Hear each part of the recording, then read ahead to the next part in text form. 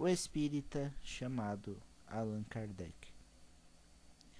Em todas as homenagens feitas a Allan Kardec, vejo contar sobre o educador Hippolyte Léon Denisard Rivail, ou sobre sua chegada ao espiritismo, sua conversão e ou sobre a codificação kardeciana.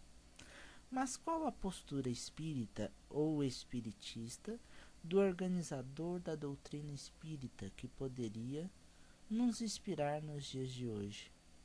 O bom senso iluminado que dissipa as trevas do misticismo.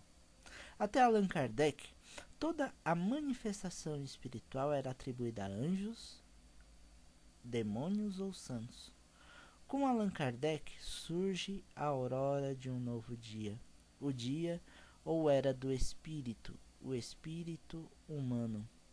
Nem santos, nem anjos e nem demônios mostram-se para as pessoas como a alma dos homens que viveram na terra, e agora revelam-se vivos. Os ditos mortos vêm despertar os ditos vivos para uma vida contínua, pulsante e atuante, além de que conhecemos e entendemos. A vida além da biológica ressoa, dizendo-nos: desperta, tu que dormes. Só que essas almas ou espíritos que viveram de sua forma peculiar, individual, eram e são os homens que viviam na Terra. Sendo assim, não poderiam possuir toda a ciência e todo o saber. Então, o que fazer para medir o seu saber? Não acrediteis em todos os espíritos, mas provai se eles são de Deus, vaticinou-nos João, o evangelista. Foi o que o seu bom senso e inteligência determinaram, ou seja, que a balança seria, além do bom senso, o controle universal dos ensinos espíritas, onde perguntas repetidas a médiuns diferentes que fossem igual ou equivalentemente respondidas seriam fundamentadas como verdade espírita, mas que, se em algum momento a verdade espírita fosse superada pela verdade científica, que fosse seguida a verdade científica, atrelando o espiritismo ao progresso, impedindo-o de tornar-se ultrapassado.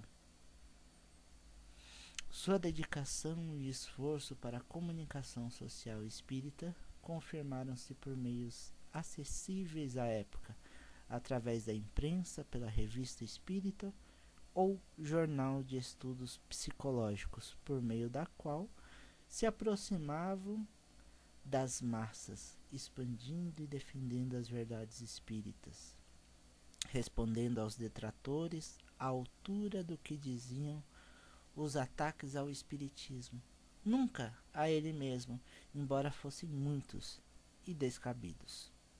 Ele teve, porém, a sobriedade de entender a pequenez do sentimento de alguns seres humanos e pairar acima disso, pois era impossível estabelecer alicerces sobre inverdades.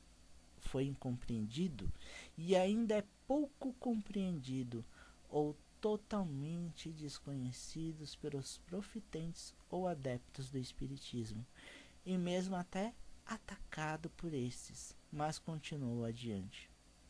Não se permitiu descansar, pois sempre entendeu que o espiritismo era maior que ele, e maior do que qualquer conhecimento a que já tomara contato.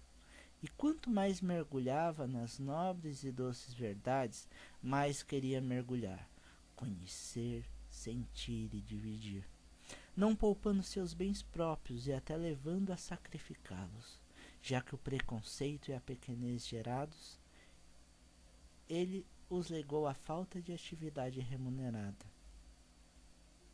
E hoje, vejo alguns espíritas que quando falam em dinheiro já rasgam um rosário, e só faltam legar-lhe a fogueira, pois falou em algo profano e amaldiçoado. E como diz o nordestino, tem tanto medo de enfiar a mão no bolso que parece que carrega um escorpião dentro dele. Não quero estabelecer que o dinheiro movimenta o espiritismo ou o centro espírita, mas paga a conta de água que bebemos, que usamos no banheiro para limpeza, paga a conta da companhia elétrica, já que a eletricidade proporciona música ambiente às lâmpadas do dia a dia. O espírita não é remunerado, mas o rapaz que faz a manutenção e reforma é. Não pagamos contas com prece, embora a prece ajude a não faltar para pagar as contas. Não é preciso pedir para nossos visitantes, mas é necessário consciência individual de cada participante. Sua grande preocupação era como passar a mensagem espiritista, de forma que fosse inteligível, ou seja, que todos, indistintamente da cultura, a entendessem e assimilassem. Por isso a magistral codificação espírita. O primeiro livro, o Livro dos Espíritos, possui a base dos outros 4 livros, que apenas desdobram, formulando a balança espírita e dando ao pontapé inicial ao entendimento que acompanha o progresso.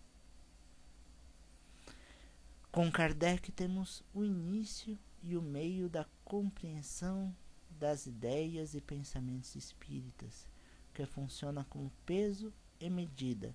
Para se atribuir a verdade espírita, é necessário medir e pesar. Mas o despertar do conhecimento nos renova o entendimento, legando-nos a andar de braços dados com a ciência, pois o espírita verdadeiro sabe que nada sabe. Por isso ele diariamente inquire a doutrina que abraçou, a sua consciência e suas atitudes e o seu saber. Segundo Emmanuel, no espiritismo, começar é fácil, continuar é difícil e chegar ao fim é crucificar-se ou sacrificar-se. E foi assim para o espírita Allan Kardec. Ao sacrificar o iluminado pensador e educador Hippolyte Léon Denis Rivail, homem que influenciou a educação de 2 países, Alemanha e França, não chegando a figurar nem na sombra da história desses 2 países. Ao sacrificar sua saúde, levando a um aneurisma cerebral, pelo excesso de dedicação ao estudo e à divulgação do espiritismo. O aneurisma ceifa-lhe a vida física, escancarando os portões da vida real e verdadeira, que o aguardava vitorioso, pois venceu o mundo, no mundo e para o mundo. Hippolyte Léon Denis Rivail retirou-se da história que louva os títulos e personalidades humanas, para escrever na história dos corações que se permitiram tocar pelo espiritismo, mudando nossa forma de entender, de sentir e viver o mundo no mundo e para o mundo. Uma causa maior chamada amor. Allan Kardec, este aprendiz que te ama sem te mitificar, que tenta seguir os teus passos sem se robotizar e sem perder a personalidade, te diz: sou-te eternamente e verdadeiramente grato. Muito obrigado. E escreveria, se pudesse, em teu livro dos Espíritos. Este livro mudou a minha vida também. Texto de Ricardo de Lima.